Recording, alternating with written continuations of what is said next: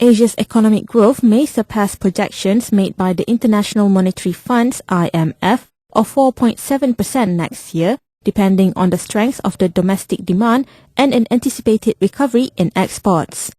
CIMB Investment Bank Head of Research, Lee Heng-Wei, says that growth from exports would also depend on final demand from developed countries, namely the US, Europe and Japan. Looking at the strength within Asia, especially like India, China, Indonesia, and also the ASEAN country likely to improve next year. Most likely, I expect the emerging Asia growth will be likely to be much higher than what projected by IMF. The IMF projected Asia's economy to grow by 1.5% this year. China is the leading economic force in Asia with its strong fiscal stimulus package, also supported by domestic demand from countries like Indonesia, China and India, Lee says.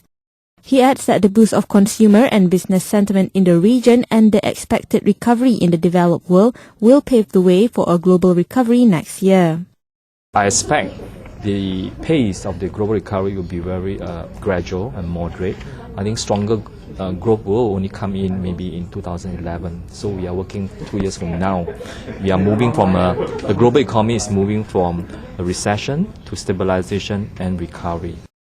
Meanwhile, back at home, he says the country's economy has already seen the worst in terms of GDP contraction and is expected to improve in the second quarter from the first quarter's contraction of 6.2%.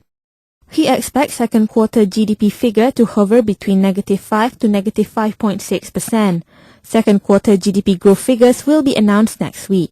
Lee projects the country's GDP will be positive in the fourth quarter with a 1.3% growth. He adds that in total this year, GDP figure will likely contract by 3%.